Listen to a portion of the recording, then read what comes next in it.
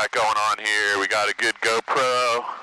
We got a good indication on the camera, so hopefully everything's plugged in and you get a good video out of this. I can't promise, but about 80% of the time those work perfectly. I'm just going to get my headset fixed up here, and then we'll go back to the checklist. So starting the engine is more of a little flow because you need both hands to do it. So master switch, prop, ignition, throttle, we've adjusted. We're at about 950 RPMs on the tachometer here. And I'll walk you through all that stuff in a second. Oil pressure is in the green and oil temperature will come up in a minute. Suction gauge is coming, that'll come up when we add some RPMs. I'm just gonna set this radio here. We're not gonna be using this except for the comms piece. That's just acquiring some satellites right now. So avionics is on, headsets are on, flaps. I'm just gonna check the flaps real quick. So we're just gonna deploy them to make sure they work. There's electric motors and circuit breakers, thermal circuit breakers in there, so we just need to make sure they're working properly. And that's South Jersey, and this is something from last night. That's like an ILS approach at, I think, Ocean County Airport. We don't need that today. So radios are on and set. Transponder is squawking 1200 code for VFR flight, and it's set to altitude. So that's giving a signal, an ADS-B signal with our speed and altitude and our tail number and a lot of other information to air traffic control. Altimeter we're going to set right now. So we're going to get the weather. Altitude 1,600. South Jersey Regional Airport, Mount Holly, New Jersey. We're going to get the wind first. Automated weather observation. I'm just going to stick it in here so we don't have to remember the direction. Wind variable at 0.5. Peak gusts 1.5. Visibility 1.0. I think I started sweating on this camera and made it turn off. So I'm going to put this in the back. I've never done that before, but it's not surprising. Okay, so we're going to do an engine run-up. So cabin doors, windows closed and locked. Elevator trim is right here. So the elevator trim is that white dash set up with this index mark. So that's good for takeoff right now. Flight controls, we're just trying to make sure that there's no knees or iPads or other equipment that is in the way. And also that when one aileron goes up, the other one goes down, because there's always the possibility this could have been in the shop at a paint shop or something and somebody rigged it wrong. Flight controls, fuel quantity, so we just filled this up and I visually checked it. So we have about 4.5 hours of fuel in this thing, and we're only going to use an hour, so that's good. Mixture is full rich, and we're going to set the throttle to 1,700 RPMs for the run-up, and this will only take a second. Sometimes people spend 15 minutes doing this, so we're just going to make sure that two magnetos are working properly and working together. And we're going to check that the carb heat provides a little drop and there's no roughness here. And we're going to check the alternator using the flat motor. And there's not a big draw there.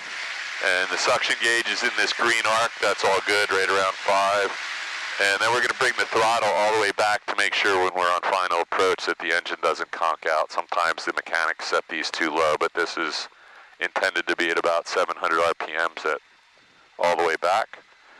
And we're going to adjust the friction lock. That's good. Parking brake is already released. Engine run-up checklist complete. So that's about as long as that needs to take unless there's a problem.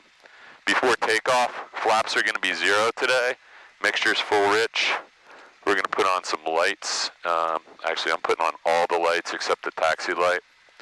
Carb heat's off, landing lights on, strobes on, trim wheel is set for takeoff. And you'll notice we're checking several things 3 times.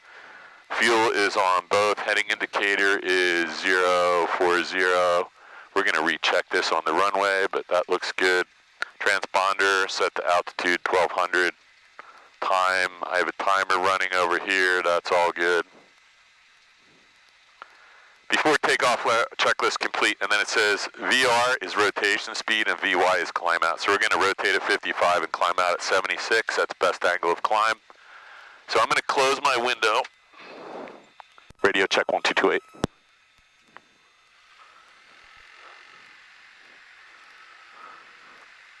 So let's see, we're all on the right radio, right? And that's on the right radio.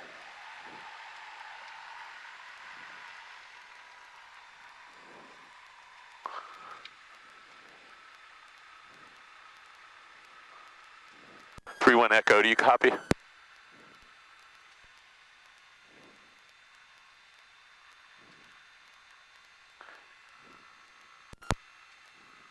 Echo, you copy? Yeah, do you hear me? Yeah, sorry, I think our radio was turned down. Thank you. You guys ready to go? Yeah, I'm ready to go. You got it. It's all yours. All right, so we're gonna we'll let him go. He snuck in front of us. Flying W traffic, white Cessna. So that is a banner tower. Do you see the 01? See the cable he's got? Yeah, he's got it in his window, so he's gonna pick this banner up right here. I do not want to be here for that, so we're gonna get out of here as soon as he leaves. So he's going to hook that? Yeah, and if you want to witness this. No, I'm happy to get out. Well, it's actually fascinating to watch. If you want to watch somebody almost kill themselves, because you know what? Let's just take 2 minutes, and sure. I won't charge this to your. Use caution skydiving in 2 minutes over the cross seas, 13,500 below there. 31 Echo. If you guys are going to be quick, I think we're going to wait till you do your pickup. So where do they pick up from? I will be pretty quick, yes sir. Yeah, I'm going to, my passenger wants to have a look at this anyway, so we're going to just sit here holding short at 1 flying W. So I'm going to open my window up. So Roger, hopefully it's a good one. I get it on my first try. Yeah, do your best. So he's going to come around, and it's almost unbelievable because he's going to have the hook dragging when he comes over these trees, and I don't know how they don't kill themselves. And the banner is right past these tails of these planes. Wow. So the best part is when he picks it up, the tow hook and the rope, I guess, have some spring in them. And as soon as he drops the hook, he's got like a volleyball net set up with a... Flying W traffic, white Cessna on the right now. We're going to come perpendicular across 01 for a banner pick. Flying W. Flying W traffic, 62862, position and hold, runway 1, flying W. So yeah, I want to get you a good look at this.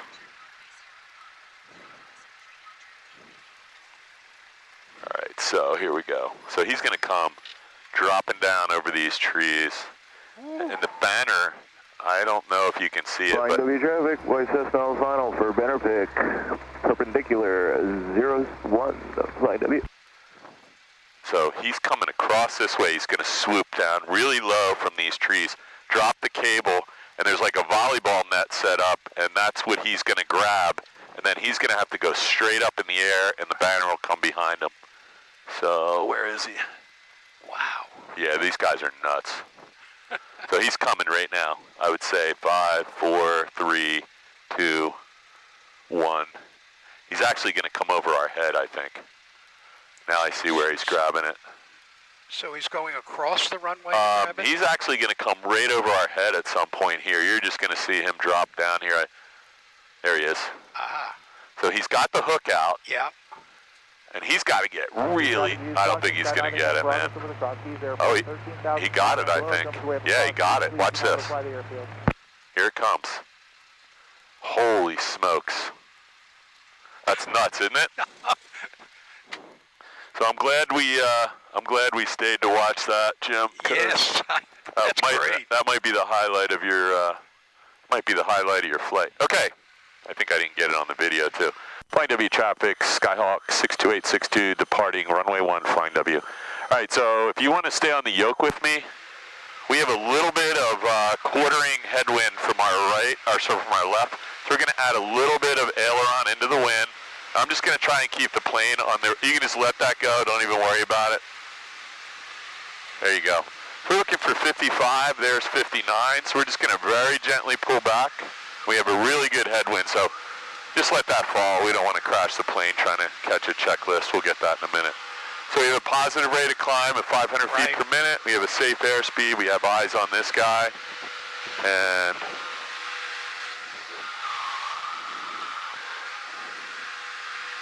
so he's probably going over to a stadium. Cross Keys traffic, Debonair 535 Tango Not is to a, out for 27 Cross Keys.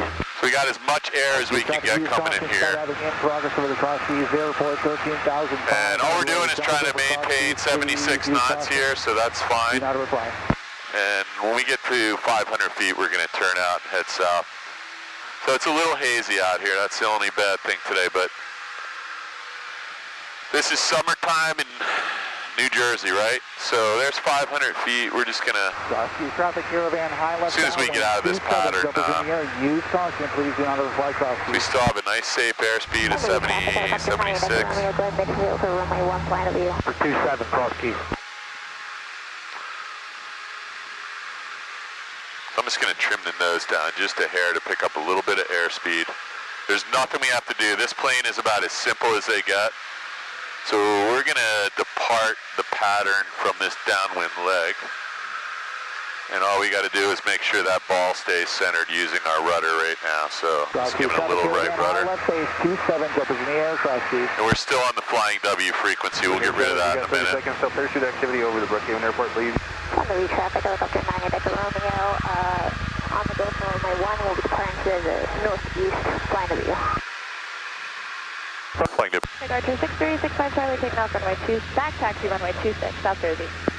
Traffic caravans at a high left base, 27. We're just gonna stay at the pattern altitude of 1,049 feet for a minute. Just so we can see anybody else entering, although there is nobody else entering right now. And then we are going to be heading out that direction in a minute. So I'm just gonna trim this nose back down. Take just a touch of power out here. What do you think about all this? I love it. Yeah, good. How's your stomach, you know? No issue. This is about as bumpy as it's gonna get, so. I'm doing okay. Yeah, good. If you start to feel like that's not gonna be the case, let me know as soon as possible. There's not a whole lot I can do, but we can try. Taking off runway 26, departure to the south, South Jersey. So we're gonna switch frequencies. I think I'm in a safe area where there's nobody else coming in here. So we're gonna go over and just listen to McGuire approach.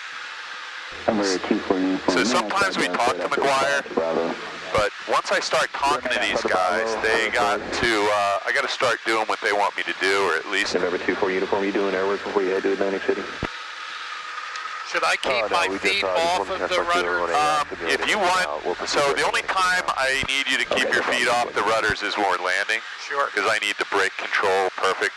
Yeah. But you can keep them on there right now as long as you're not applying any unusual pressure. I don't think you are. I certainly do my best. Yeah, and then we can, so it is really bumpy out here. Yesterday we were out at this time and it was 5 o'clock at night after it rained. It got really smooth. And we can go up to, I don't know, we'll go up to 3,000 feet, see if it gets any less bumpy, but this is just all thermal activity from the woods and the field and the lakes, creating updrafts and downdrafts. So all we want to do right now is just keep this thing climbing at 500 feet per minute. So what I'm going to do is let you have the controls. This plane, I think, has a little bit of right lean to it, so you always need just a little bit of left aileron pressure in straight level flight, especially when we're in a climb like this. 6 miles northeastbound, touching. I always have students complaining that this plane flies to the right. I don't even notice it, but they're really sensitive to any little control input they have to do. So I'm going to just let you feel this by yourself. So normally we have this beautiful horizon out here, Yeah. and we don't have that today, but we probably still have, you know, 15 miles visibility in front of us and around us, at least 10. And this isn't going to change today. This is going to be this way until it rains again. So all we're trying to do is keep these two yellow wings parallel. Are we trying to fly constant altitude? No, we're going to keep climbing, so maybe it'll get a little cooler if we go up to 3,000 feet. We're going to climb a little bit, but we do want to keep the wings parallel to the brown and green separating line there, which is the horizon. So it's, you know, it takes a little getting used to. Normally, we just try to keep this glare shield parallel to whatever horizon we have. And it may be parallel above it or parallel below it if you're climbing or descending. And it depends on how high your seat is too. But for me right now, I can still see the horizon and it's below my glare shield. And eventually you learn, like, you know, hey, if it's an inch, we're still climbing, and if it turns into 4 inches, we're descending. And if it turns into nothing, that means I'm probably going to stall in a minute. Anyway, I'm going to let you just feel this for a minute because this was your experience, and I'm not going to let you do anything dangerous, so we just want to put a little bit of pressure to the left, just a little bit, and that was some wind gust got under your wing because the wind was, I think, out of that direction. It was at a 2.7 or 2.9 or 0, so actually that's behind us, but there's all kinds of little updrafts and downdrafts that are causing you know, rising parcels of air that might hit you on one side only. Some of these parcels of air are the size of a, you know, hot air balloon, and other ones are the size of a city. 2,300 indicated. So I'm showing only about 100 feet per minute. Yeah, so instead of pulling back, which is the one thing you could do is, if you have enough sensitivity in your skills, you could just pull back a little bit, or you could just give it like a quarter or an eighth of a turn of trim, and that's good. That little bit of trim is going to change your climb profile from, you know, 200 to 500 feet per minute. Uniform traffic, 12 o'clock, 6 miles And what course should I be steering on? So this is I was going to tell you early, this is a magnetic compass. Right. Oh man, that is really hot. And this is a directional gyro, which has a gyroscopic suction-driven motor in it. So these things are not going to agree perfectly in all phases of flight. This one is the real direction. This is, we set this instrument to that instrument when we left. And after a little while, they can start to precess, and this one will become less accurate. But right now, they look pretty accurate still. So that's 060, that's 070. If you fly about 080 right now, we'll be back on course right there. The Skyhawk 3,500, contact Atlantic City, course 1. If you want, you could even go to 090. That'll make it a lot easier to follow. I just need to have a quick look here, make sure we're outside of everybody's airspace. Over to 1. Yeah, it all looks good to me. So there's not a, you know, I was telling your daughter, there's not a lot to this. It's the landing and the navigation and all the emergency stuff that's really difficult, but the flying part, and especially if you have two people and one can navigate and do the radios and the other one can fly, the flying part is really not a whole lot different than your simulator. I have a couple students that 11 o'clock, 2 miles, turning to the east, Skyhawk 3,100. So I have a couple students that are really into flight simulation, and they actually, in some phases of flight, are really, really good pilots because of all the simulation they do. And some things they're not really good at. But using a flight simulator, so you want to just go over the 6-pack here. You probably know all this, our airspeed indicator, attitude indicator, altimeter, and then vertical speed indicator, directional gyro, and turn coordinator. Right. That's your 6-pack of flight instruments. Then down there you've got your tachometer. And these are typically, you're okay there, I'm keeping an eye on you, but this is a storm scope, so this thing, I don't even know if this still works. We don't use that for anything. If you're flying this plane in a storm, you better have good insurance. So this is one of our navigation radio heads. So this one happens to be probably connected to this nav radio. And if we set it to, I forget it was 113 for the beacon is right there. The radio beacon is right out off my wing, the coil VOR. So if we go ahead and set this on, so let's just level that back off. I know you can't see the horizon, so you're at a little bit of a disadvantage here. So I'm going to go ahead and center this, and it said if I wanted to fly 2 coil, I'd have to fly a 140 heading, and that's pretty much right out the window right there. So that's the radio beacon right over there at that dirt airfield. And we are actually heading up toward Lakehurst right now. So the Lakehurst Naval Air Station, I'm just going to push the nose down because we just got to 3,000. We're going to hang here. So that's the Lakehurst Naval Air Station. McGuire is right off your wing if you look out your window. That big open area is McGuire Air Force Base. This is Lakehurst Naval Air Station, and everything in between it is part of Fort Dix, Lakehurst, and McGuire Joint Base. And there's a restricted area right here that we're not allowed to fly into, but we're pretty clear of that. I'm going to just trim this down a hair and take actually the power setting's pretty good. So now we're just flying straight and level at 3,000. So all we want to do right now is get this thing trimmed up so it's not a lot of control pressure on you. And it's a bumpy day, so it's going to bounce up and down. But go ahead, I'll have the plane for a minute, just let go of the yoke. And we could probably trim this thing so that it flies with no climb, no descent, and stays right at 3,000, except for this little turbulence we're experiencing. And that should take all the control pressure off you, except for just making sure we don't get flipped over by that rising and falling air. So I'll give this back to you. You have the plane, and I'm staying on the controls. I'm not going to let you do anything dangerous. Good. So this is Ocean County Air Park right there. It used to be called Robert Miller Air Park, and now it's Ocean County Airport. They have a 6,000-foot runway. They're just east of Lakehurst. And at Lakehurst, I don't know if you can see it, but there's two giant hangars. And then if you look to your left, the Hindenburg landing field is still there. Wow. Yeah. You can fly over that at 3,000, or I forget if it's 3,000. Yeah. You can fly over that at 3,000 feet, and the landing field for the Hindenburg is still there. And then there's a bunch. They make the catapults for the U.S. Navy warships there. So there's a whole bunch of test facilities. There's like 5 runways that have test catapults in them, and then a couple of resting runways over there too. So now we're starting to see the New Jersey coastline, which we normally can see right when we leave our airport, right? Right. So you can start to see Sandy Hook is up there with New York, and then we're pointed right at Tom's River and Seaside Heights, and then the barrier islands of Long Beach Island, and then Brigantine, and all the way down the coast are to our right. So this inlet up here is Tom's River, I guess, or whatever inlet comes out of Tom's River. I think it's still called Tom's River.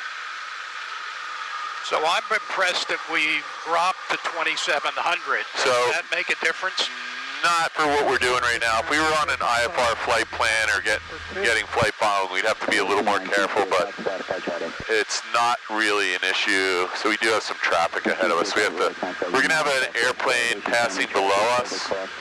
He's, I'm just going to grab this. Traffic, we're doing a Victor 16 southwestbound intercept for the VOR-6 on risk where the note Yeah, so he's talking to that guy about us. So let's just listen for a minute. He's Papa has the airport in sight. Yeah, he's 600 feet below us, and we just want to not descend at this point. I think he's doing a instrument approach at Ocean County Airport, so it's fine. This guy, if we can, he's between us and the airport, and he's 600 feet below us, 700 feet below us, and he's down here somewhere. So I don't see him yet. Sometimes you never see these guys. He's not too far away from us, and he's right down from somewhere between our nose and down here. He's well below us, though. Nothing's lit up for a traffic advisory. Traffic 12 o'clock, 2 miles southeast bound, 2,600 indicated. So that's us. He's talking to that guy about us. So I'm just going to rotate our aircraft a little bit. Sometimes that helps.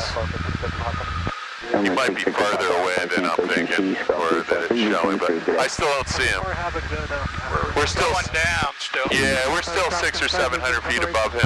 So he's going to pass by your side somewhere. Do you see him yet? No. Me either. There he is. Look right here. Yep. Yeah, so that's how hard it is to see a plane sometimes, even when you know exactly where to look. So he's going to now tell McGuire that, or McGuire will tell him that we're no factor. That's Ocean County's 6,000-foot or 5,900-foot runway going that way, and then there's a shorter one the other direction. You can stay back on these controls. We're going to head right out to, where's Barnegat Light? I'm going to have to make a little, yeah, it might be over that way a little. That's a different inlet at Seaside Height, or I forget what it's called, Mantaloking or something. So we're actually looking at the bay side right here, and then the barrier island is out. Can you see the barrier island out there? So it's becoming really clear right now. So I'm just going to let you see if you can hang at 2,700 feet here. This is perfect. Sometimes it's better if we're not at a even 3,500 or 3,000 or 2,500, because there'd be a lot of other traffic there. So being at an odd altitude is not a bad thing. We're not on a flight plan right now, so we don't have to worry about that. We have a lot of technology pointing out traffic to us. And in an emergency, we're already on with McGuire approach. We could, you know, if we had an emergency, we're just going right there to land at KMGX. And if it's any place else, you know, we might be using a farm field or a sand mine or the water. And that's pretty rare. I've never had that in my entire life, and I'm pretty sure that I would be able to land this without breaking my nose or anything else. Except at night. That's when it gets a little tricky, when you can't see anything. So you're doing a good job holding that, whatever you're up to.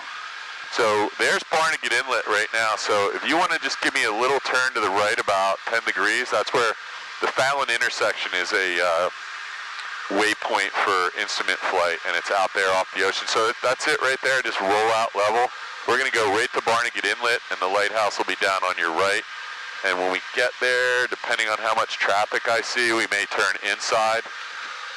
I actually told you we were going to turn inside. That's why we did it, so it'll be on your side. So we'll probably fly down the inside of the beach so you can see the coastline the whole way back. Otherwise, it's going to be out my window, and you're just going to be looking at a hazy blue ocean the whole time. Departure, I didn't climb maintain 6,000. I'm going to take a touch of power out because that creeped up also on a couple hundred RPMs. So this is pretty much the heart of the Pine Barrens, just to our right, and it extends all the way up to Great Adventure and a little further, and it goes all the way down to Cape May. 3 miles, southeast sound 2,000 indicated. I'm impressed with how much more physical effort there is on the yoke to deal with the turbulence than... I was telling your daughter today, she was telling me how studious you were with your flight training and study, and I said, you know, that's going to help you understand what's going on here, but I said it's bumpy out today, and this whole tactile experience of actually controlling the plane is going to be overwhelming. But you seem like I haven't touched this thing at all, so everybody has a different experience the first time they do this, and some people don't like it, they get really anxious. Other people, this is the coolest thing they ever did in their life, and some people come back the next week and want to be an airline pilot. My plane partner is, he started when he was 59 and a half years old. He quit his job and went to be a pilot at the regional airline, and he's now 64 and a half, and he's a first officer for United flying internationally. Wow. Yeah, that's crazy, right? Because when I was younger, that job was not available unless you, went to, well, first of all, there weren't that many good pilot jobs back then. The industry was a whole different industry, and it was mostly military pilots and people with a lot of experience from some other means. Not many of my original flight instructors from the 70s and 80s ever even became pilots because there just weren't any good jobs. The guys who did get hired did very well off and on, and now is probably the best time in the history of the planet to become an airline pilot. They're hiring everybody, and they're paying well, and they're training them really well too. Is that because post-COVID, or? No, it was even for the 3 to 5 years before COVID, it's retirements, and the global aviation industry has just gone bananas. People fly, you know, compared to when I was a teenager, people fly much more regularly and longer distance for personal travel and business travel now, I guess. So you see Barnegat Light there in the right closer corner of the inlet, and I think what we're going to do is, instead of going out over the ocean, we're going to fly about a half a mile in from the beach. Now let's do this real quick. So I'm going to just stay on this with you. Okay. We're going to just have a quick look around to make sure it's safe to do, and then we're going to take some power out, because I already can see 2 planes right above the inlet. So there's probably banner towers down there. We're going to take some power out. We're going to go down to about 1,500 feet, and then we'll fly all the way down. The banner towers are typically at 500 to 700. By the way, this is Island Beach State Park. I don't know if you've ever been there. So you can see from the tip of the Barnegat Inlet all the way back up, look where houses start again. That entire stretch is Island Beach State Park. That's a beautiful beach if you ever want to go to someplace pretty, you know, it's an all-natural beach except for they let people drive their car on here to go fishing, and I guess you can now take your car on here and pretend you're fishing because there's a lot of people out here who aren't fishing. All right, so we're at 2,000 feet right now, and this is where we got to start looking out. So a plane just crossed that way, and I don't see him, but he's flying up the beach pretty low. Probably not a banner. He's actually above us, so I don't see him, and he's going the opposite direction. So we're going to turn down and try and stay parallel to the beach and about a half mile to a mile inside. So we'll be flying over the bay, and you'll be able to see the beach out your window. So it's a little different than coming the opposite direction. So how do you judge distance? To me, I don't know what a half mile is. Yeah, so we could get really serious, but I'm just guessing that's about a mile up the beach right there, based on experience. And it might be a half a mile or 3/4 or a mile and a half, but when we do see a runway, we need to know. So we're going to stay here. So I'm adding a little power. Things have changed a little. The air temperature probably got a little warmer, and we're just going to hang, like I said, half mile to a mile inside the beach. And it doesn't matter how far in it is. It's just going to be, we're going to try and maintain this distance. So if the beach goes out a little, we'll go out. If the beach comes in a little, we'll come back in a little. I'm going to let you have the plane back. Okay. And the goal is to stay at about 1,500 feet, but you don't have any restriction. I'll keep an eye on you. And again, you're going to need just a little bit of left aileron for the aerodynamic characteristics of this plane. I think power setting, we have a little bit of right turning tendency in this plane, and somebody told me the rudder has a little adjustment on it that the mechanics, and there's also some on the ailerons that they can physically bend to change how this thing handles in level flight. Sometimes the fuel tank will get a little bit of uneven fuel in it and it gets heavier on one side. Sometimes the plane's loaded heavier on one side, but this is fine. Let's just turn a little bit back this way because the beach is going out a little. So you can look at the beach. I'm not going to let anything bad happen here. We might get a little gust of wind under one wing or the other. This is the Long Beach Island Causeway coming out Route 72. Yep. So that's the only way on and off the island here, which is a pretty big island for one bridge. I guess probably the island above us is the same way though. So we kind of... So I'm noting we're up to 1900. Yeah, that's okay. So one thing we can do is just maybe take a little power out and trim this down like a 1/8 of a turn and see if that helps us out. And you can play with the trim too, see what that does. Not going to hurt anything. Ooh. Stomach still okay? Yeah. Yeah, good. So if you can maintain your wits and your stomach in this environment, sometimes it gets worse than this, but it's pretty rare, and we probably wouldn't be flying this small of a plane in any more turbulence than this. So down would trim it up.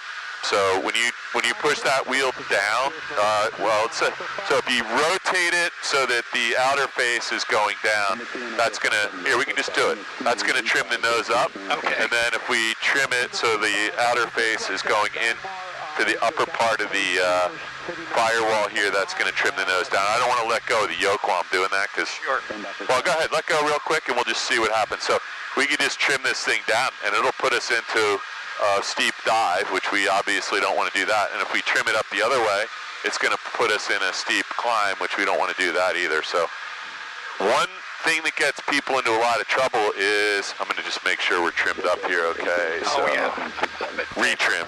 So what people do is they're on final approach and they start getting this thing all trimmed up to slow down. I'm just going to reattach this. I did that when we were... Sorry, you're flying the plane for a second while I unhook this. People get the plane all trimmed up, and they forget about it. Oh man, there we go. They get the plane all trimmed up, and then they get down in the runway environment and realize they have to do a go-around for some reason, and the plane is really out of trim. And they add full power, and the plane goes straight up or straight down, and unfortunately, that is the cause of a lot of accidents. So we do have some aircraft out here, so let's see where they are. I see the banner down there. Yeah, so they're way below us, and that's why I didn't want to fly along the beach, Jim. There's two of them right there. So do you see both of them? No, I only see one. So there's one right in front of the other, and that's pretty, there's the first one. Yeah. And that might be the rear one. Is there another one right in front of him? Sometimes they're kind of hard. Yeah, I don't see the other one yet. I don't either. Is he in front of him? No, you know what? Sorry. Yeah, the other one's way behind us now. So we'll probably see some more of those coming up. So we're going to go past, we actually just crossed the causeway, sorry. We're going to go past the causeway, and I can already see it down here. There's Holgate Beach is another natural park down here that's just like Island Beach. So the southern part of Long Beach Island is Holgate, and it's a park, and there won't be any houses on it. So you can start to see up there where the houses disappear, and then there's just this long peninsula of sand that goes out. That's going to be Holgate, and then it curves around at the Brigantine Inlet. Right. And we're going to make a right-hand turn in the Brigantine Inlet. That goes to the Mullica River. Well, first it's Great Egg Bay, then Mullica River, and we're going to follow the Mullica to Batstow, and then from Batstow up to Atsign, and from Atsign back toward the Flying W environment. So we got a little ways to go yet. This is a good trip, though. Yeah, I'm happy. There's a little airport just off our wing called Eagle's Nest. I don't go there too much anymore because it's right next to this restricted area. It's kind of difficult to get in and out of now. And then one other problem we have is there's a presidential temporary flight restriction just south of Atlantic City. See this big red circle?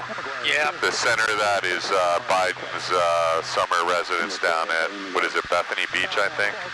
I can't remember the name of the spot, but he's, you know, when President Trump was the president, it was Bedminster every other weekend, and now it's Biden down here, so we're kind of sandwiched in between this for the last 8 years, 7 years or something, whatever it's been. And do they have Air Force or Air National Guard up here? I'm just going to put a little left, for what? Warning us off if we get anywhere near yeah, there? so that's why that big red thing's there. So, like I said before, this thing gives us position to within a couple feet of vertically and horizontally. I'm just going to push a little bit of left aileron in. So we're not going to, I'm listening to the approach control frequency, and we've got this thing turned on. So in order for us to fly into that TFR, we really have to be not paying attention. And if we did fly into that TFR, and someone did it a couple weeks ago, I think. Well, that one plane flew and the jet crashed. He was unconscious or something. But there was actually a student at our airport last winter, I think, that flew into a TFR. He was actually a military pilot, and he just didn't have an iPad on. He flew down, and he got intercepted, and they shot flares at him. I remember that, yeah. Yeah, it was about a year ago or 9 months ago, and I think they were pretty lenient with him, and he didn't get in too much trouble. You know, he had to go do some remedial training. It happens a lot. Like, the FAA was out at the airport last week, and they said there have been a lot of violations. People don't have enough technology, and to look it up otherwise is, you know, you got to be on your game, because these things pop up on a Friday, and if you're not on the computer checking them out and you don't have an iPad, then you may not be aware of it until it's too late. Like this one popped up yesterday afternoon, and it's till Monday morning at 10:45, I think. I'm going to turn this radio back up and just listen. So I don't see anyone in front of us, but I'm going to blow this map back up. So we got to be a little bit careful here. So we're actually going to fly underneath the Atlantic City airspace. So we need to be down at 1,100 feet. So I'm going to pull some power out so we can do that quickly. And there's another plane opposite direction. He's going to be flying along the coast. Starting to get a warning. He's just crossing over from the other side of the land to this side. So let's start looking over at that other side to see if we see a plane at about 1,000 feet below us. 4 miles southeastbound, 1,700 indicated. I'm going to go ahead and switch frequencies over to Atlantic City approach in case we need them. 65 Charlie, maintain VFI above 2,500. So, let's see that guy anywhere before he gets any closer. It's getting a little bumpy here. So, he's closer now. He's coming across this side of land, and I still don't see him. I don't either. Yeah, he may be out over the water a little further, but let's keep looking. So we're at 1,100. Yep, and he's 500 feet below us, so he's down pretty low. I'm going to add a little power. So he's down in here somewhere, and I'm just going to do a shallow turn. Sometimes that helps them pop out. I think I got him down there, but I'm not sure. Charlie, how will this approach terminate? Still don't see him. The approach terminate by a low approach. So he's now going right off your wing somewhere. Oh, it's a banner. Banner tower? I don't see him. Atlantic City approach, Skydive 1, 1,000, climbing 8,000. Oh, I got him. There you go. Atlantic City approach, Atlantic City altimeter 2986, ident. So 2986, we're still set. So we're now below... 2986, ident, Skydive 1. We're now below the Atlantic City airspace Skydive 1, class Charlie shelf. East of the Eagles Nest Airport. I just want to make sure there's nobody else behind us doing what we're doing right now. So it looks clear, but I'm going to visually check that there's no other planes out here. And this, I don't know if you can see this right here. I'm going to roll a little bit to the right. Atlantic City approach control, Cirrus, November 2. That is the Rutgers Marine Station. And that is part of Rutgers University. And then over here, you see this island? Yep. There's an old fish processing plant that when I was a teenager, and even probably when 30 years ago, there was actually a whole steel building there, and it's just been slowly rusting into the ground, and now there's only a water tower and some outbuildings left. But there was a giant fish processing plant there when I was younger, and now you can just see the outline of it, just rusted into the ground. I guess the salt environment didn't help that. No. So we don't want to go that way because that's closer to Atlantic City, right off your wing there, right? Yeah. Atlantic City International Airport is a little bit out that way, and normally it'd be, crystal clear, but we can't see that far today. And then we have one other issue here is that there is a restricted area.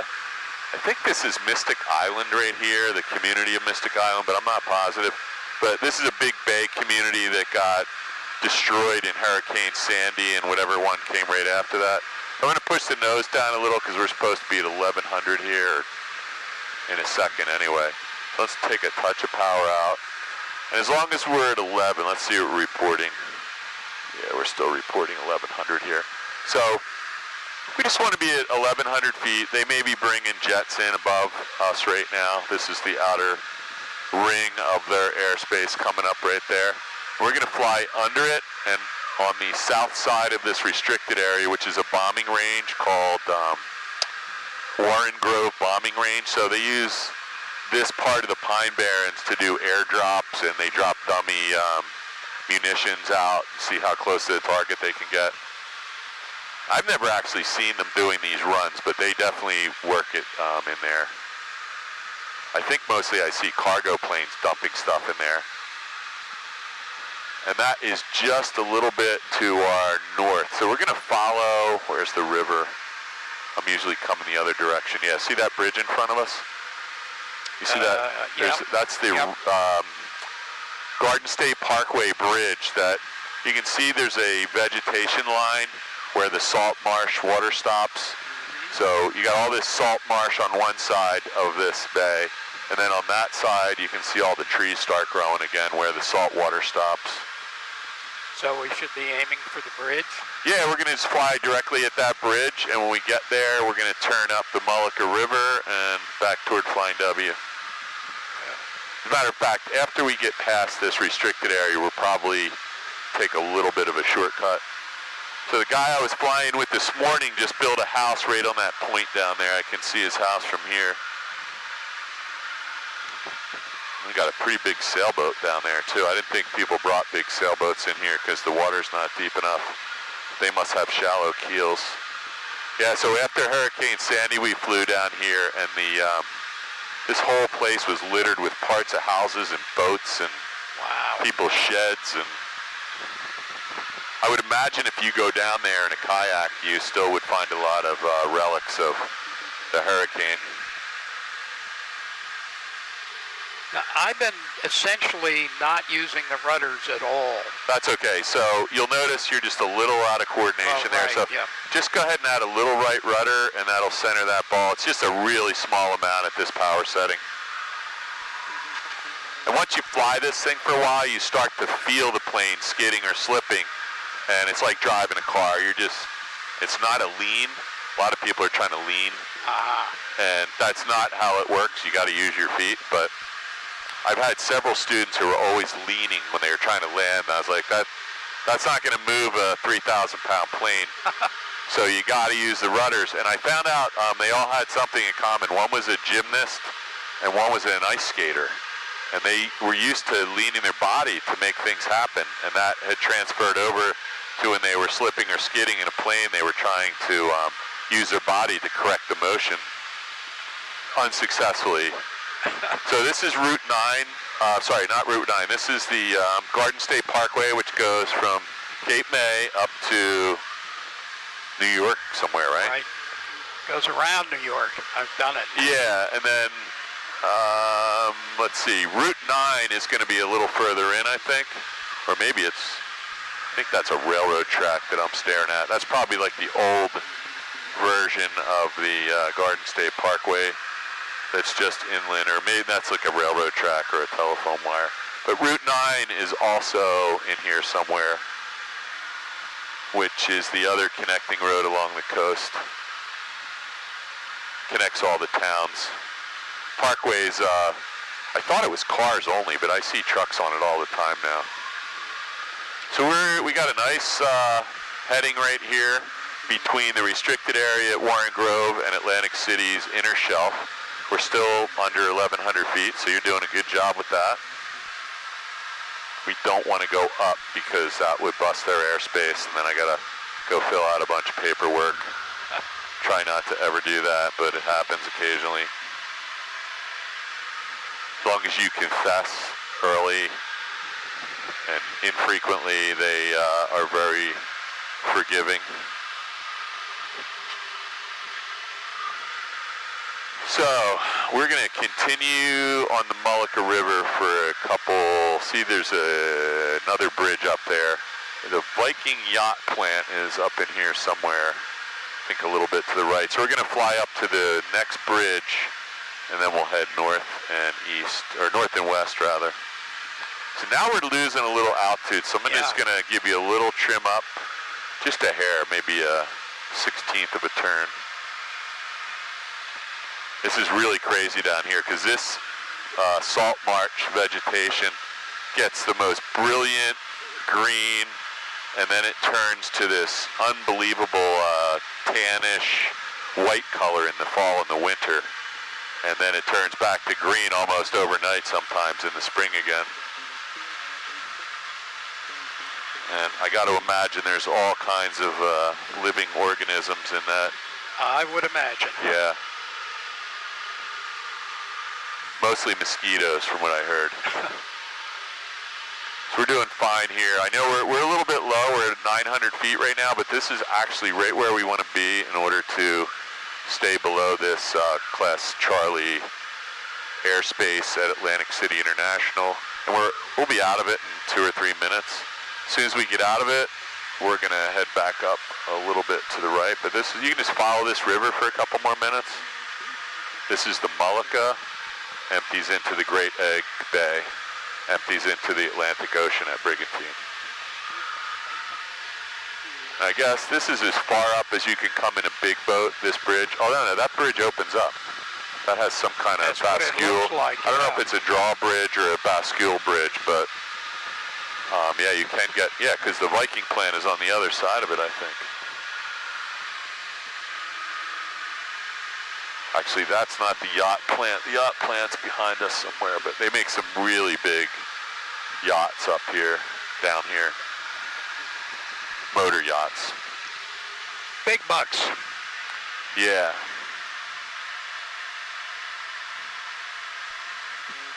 So there's not a whole lot of obstacles that you have to worry about down here at 1,000 feet. There are two in most of all of South Jersey. There's two antennas that go above 1,000 feet. We're gonna fly by them on the way back.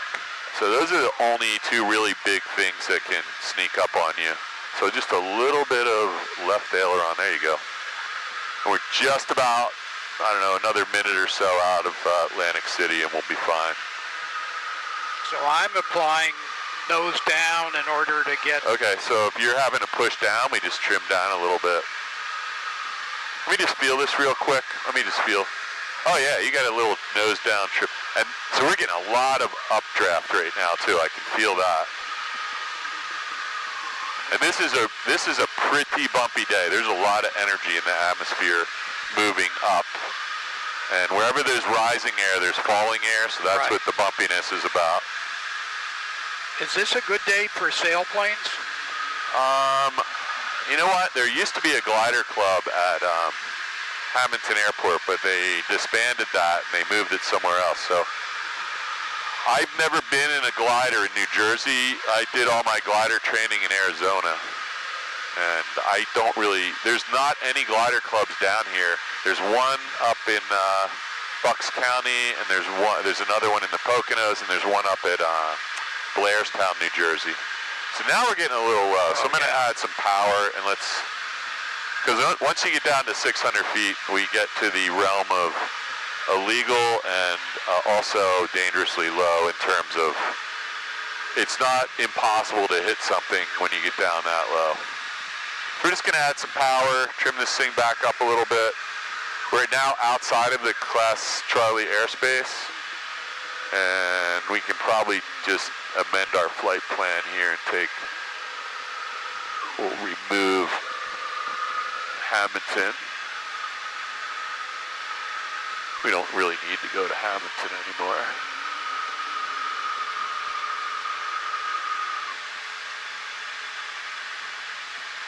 And now this is telling us we want to fly about, so have you ever been to Batstow? Yeah. Okay, so here's Batstow Village right off your nose. Okay. We're going to fly right over the mansion, the lake, and the fire tower at Batstow is right here on your right. You see it sticking up? Yep.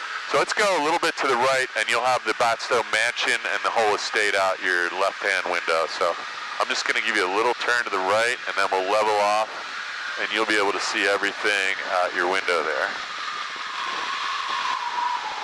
And then the lake, Batstow Lake, is going to be up in front of us somewhere here. And then we are literally in the middle of the Pine Barrens, and that's why Batstow is here. He was mining and doing, what do you call it, logging. So I'm going to add a little more trim up because we're still not climbing and we have quite a bit of power set. So I'm going to clear this warning. That's just a terrain warning because we got below 1,000 feet, and it's pretty bumpy here. So, let's make sure there's no restricted areas in front of us and no other airplanes, and we'll just get back on our course line. There we go. We kind of cut a corner here. We're not going to go to Hamilton. We're going to head back up to Flying W, and there's no reason. We could climb to 1,500 feet, and you'll get a little better view at 1,500 than you will at 1,000 here. The only reason we want to be at 1,500 feet is we have just a little bigger glide distance if we had an emergency, but There's not a lot of great landing areas out here. We'd be looking for the least number of trees. The softer trees. So you can see there was a fire down here. Oh yeah.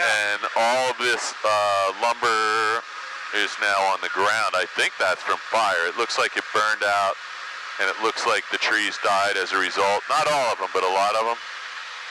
I don't think that's logging. It looks like fire. Logging would have been more deliberate, and they wouldn't have left the logs here, right?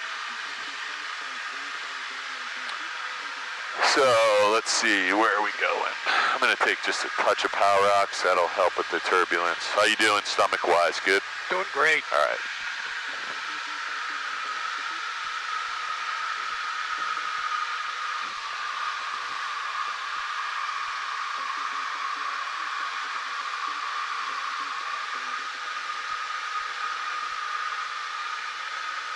All right, so our desired track right now is, let's see, 346, so you're right on it. Not much to do.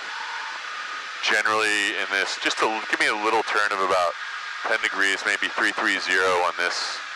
That's probably off a little bit, and there's some wind, but that's gonna get us there. That's gonna be Tabernacle, New Jersey, right in front of us out there, those fields, I think. One of these two sets. I can't really see where Philadelphia is from here.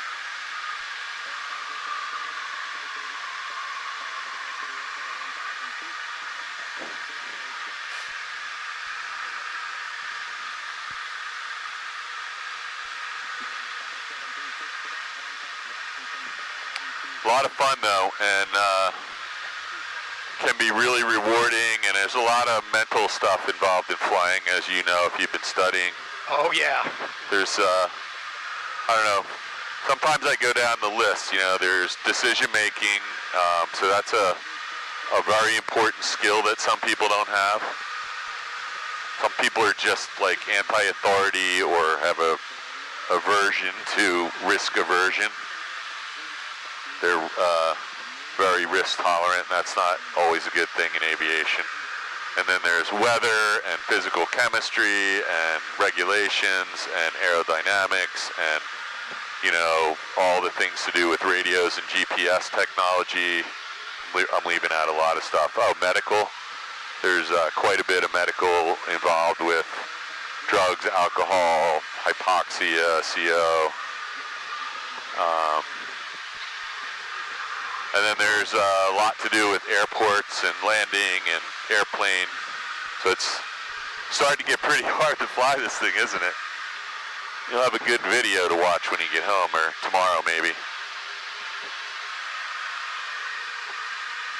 Yeah, so you can hear by the engine sound, like if you put the nose down, the engine doesn't have to do as hard a work, and you can hear the engine sounds like it's speeding up, and if you go into even a slight climb, it starts to work a little harder, and it sounds like it's not going as fast.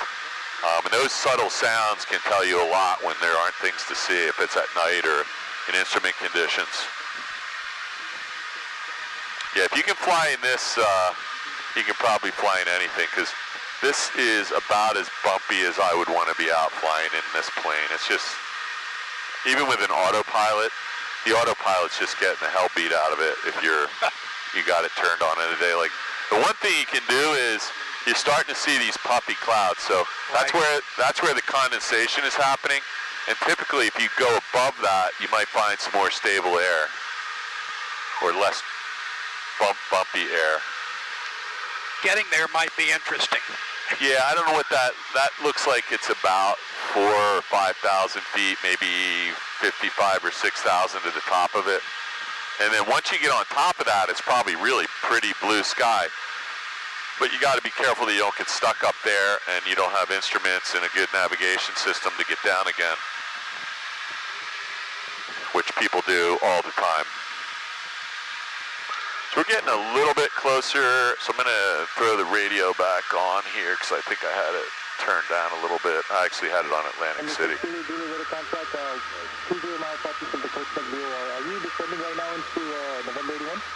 I'm impressed that you could decipher what people are saying.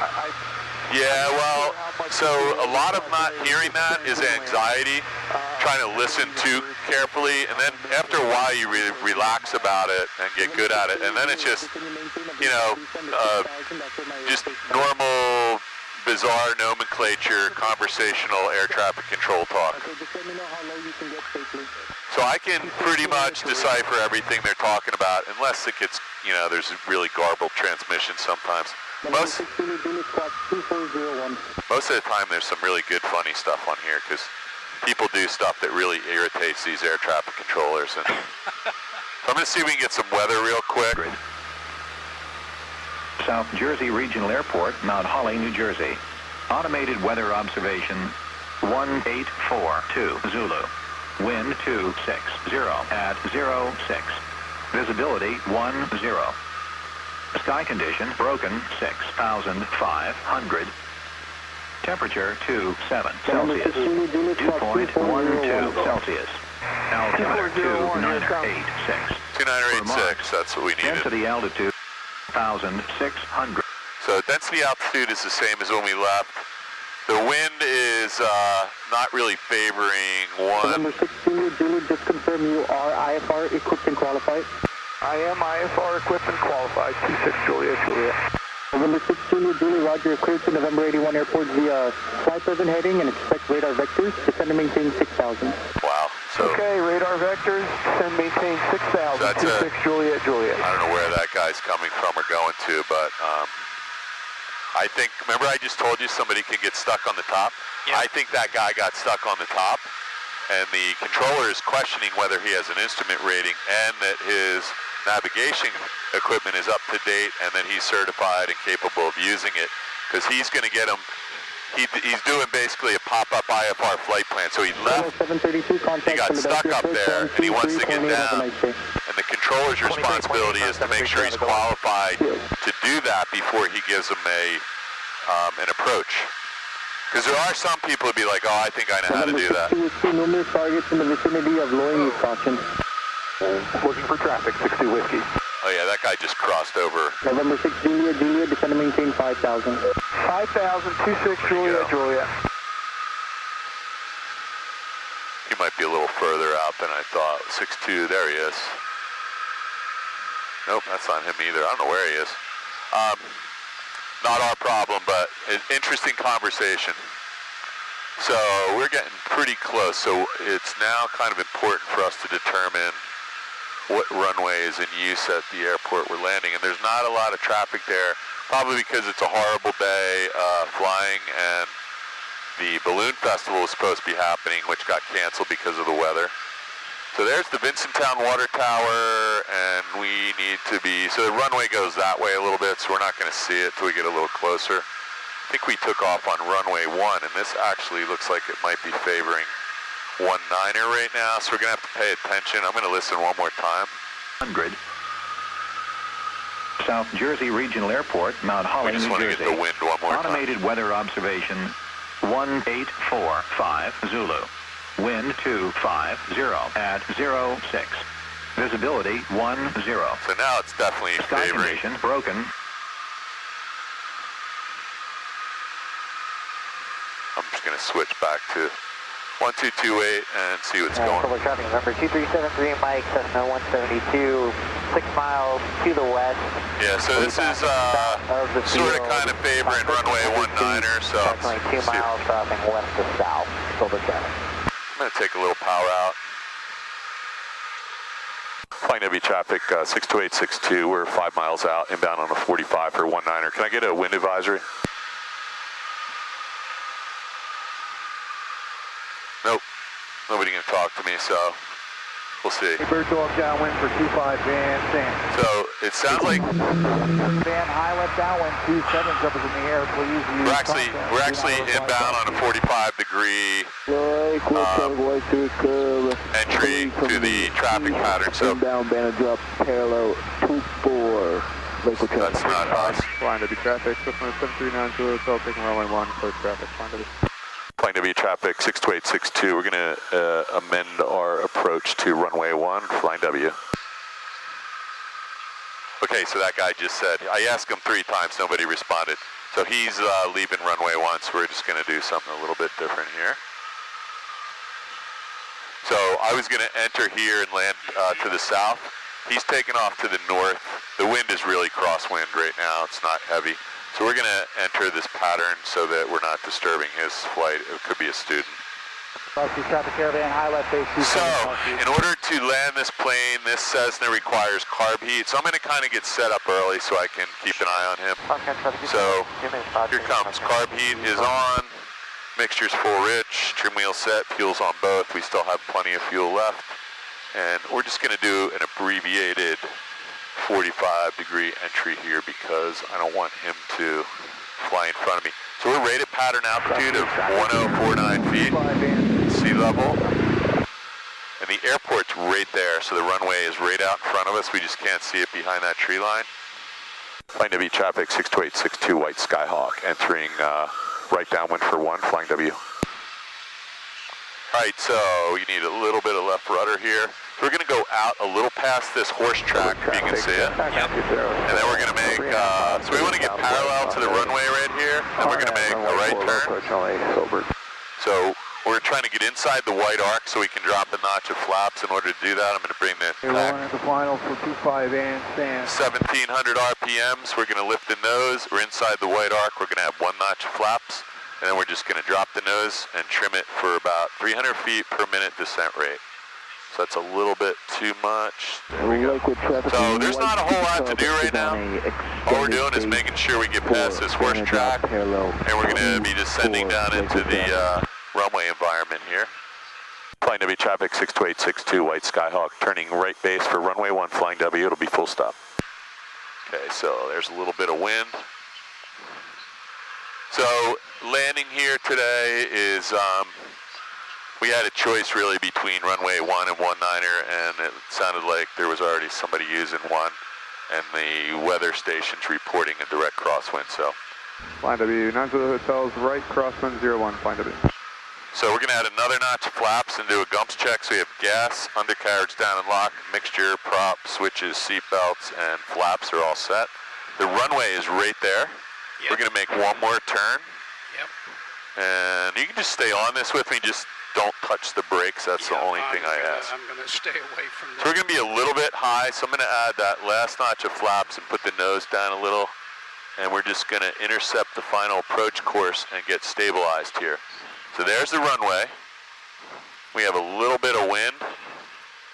I can't see the windsock yet, but it said wind was at a 240, which is going to be a slightly, very slightly quartering left tailwind, which... Flying W traffic, Cessna 90 hotels, right downwind 01.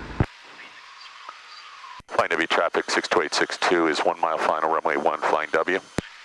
So see those 2 lights on the left side? Yep. Those are the glide path indicator, and when one of them turns red, we're right on the glide path. We just need to watch out for these trees, so I fly just a little bit high. We're probably about 30 to 40 feet high right now. As soon as we cross this last tree, we'll take some power out. Our aiming point is the 3rd stripe on the runway, and if we can get down on the 4th one. So look at the windsock over here. You can see that it's a quartering headwind actually, so that's a little different than the weather report. And now we're just trying to get this thing lined up and trimmed up just a hair. And that's about as smooth as it gets in these weather conditions, Jim. How was that? That was great. Awesome. So we're going to give this lots of back pressure. That'll help us brake without staying on the brakes. 5 and below, parachutes over cross keys in 2 minutes. Do not fly. And I don't know what that radio noise is. That I can't tell where that. Do you hear that? I hear something. I don't know if that's my phone. Anyway, you got the deluxe Paul King flight today.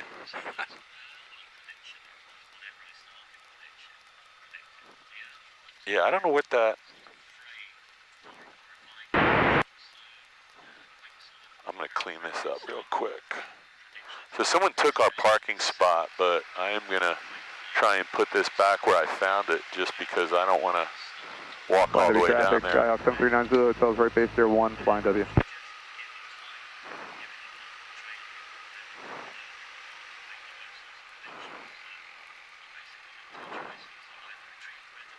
So we might have to push this back a little bit, but...